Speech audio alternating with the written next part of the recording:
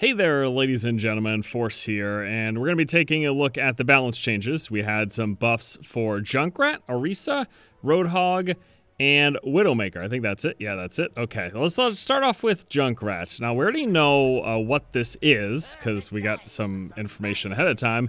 First off, we've got the double concussive mines. So we throw one mine, boop, and this is pretty funny. Right off the ledge, and then we can throw another mine right away, and you'll notice there on the bottom right, it's just charging up until we get the next mine. Now, they did say that what this means is we could do the triple jump. I don't know, I'll probably fail this, but I will try it. I will put one down, we will let the next one charge, and I'll try to see if I can do a triple jump. Now, beyond the triple jump, well, let's see if we can do it before I talk about it. Okay, ready? Oh, no, it's not. Okay, well... You get the picture, right?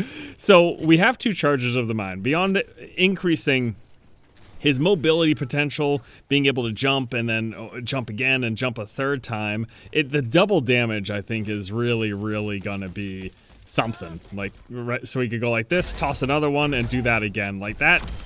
That's a pretty big boon for Junkrat, and I'm really excited to see that they're willing to kind of play around with something like this. Obviously, that's a big change. It's literally doubling the effectiveness of one of the abilities that he's had since the launch of the game, because he has two times as many at any given time. So that's really awesome. But in addition to the double mine, we also got changes to Riptire. Movement speed has been increased by 30%, and it no longer has a time limit when wall climbing.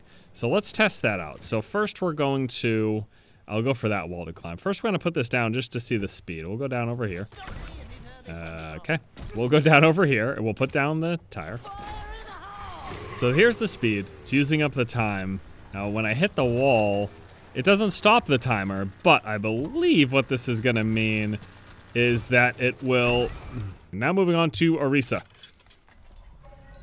Orisa got a couple of changes. First off, Fusion Driver, the projectile speed has been increased by 20%. So the projectiles will get to their targets 20% quicker than they have in the past.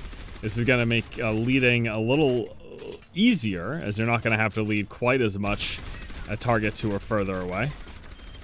So that's a nice change. But also, this is really interesting, Barrier got two changes. Increased size by 20%. Oh my goodness. That is huge. Holy moly. Look at that. 20% increase to size, and then also the shape has been changed to allow for more coverage from enemies that are below the barrier. So that's really interesting. So that is a massive size. I mean, it's 20%, but it feels like a huge change. That's very awesome. And with the projectile thing, again, it's just going to make it so that moving targets that are further away should be, in theory, if you don't suck, like, should be easier to hit. You're gonna have to compensate less for the projectile time. That's very nice. Now moving on to Roadhog. This is going to be the ability to move while healing, and 50% reduced damage taken while Take a Breather is active. Okay, so the damage I'm taking here, incoming damage reduced by 50% while I'm doing Take a Breather. And I can move at full walking speed. It's not like reduced speed or anything like that. It is full on walking speed. Look at this. Stroll in the park, taking a breather. That's very nice. Very, very nice change. I think it doesn't change the fact that his hook combo isn't as good as it used to be. And I know that that's where a lot of people take issue with Roadhog, but clearly Blizzard's trying to change the way this hero plays. And, you know, this at the very least makes him more mobile and a little bit tankier as well. So I think those are nice changes. Now, finally, and this was unexpected, we have some changes to Widowmaker. So first off, for grappling hook cooldown, it's been reduced from 12 to 8 seconds, meaning she's going to be able to use it much more frequently. That's a 4-second knockoff. That's pretty big.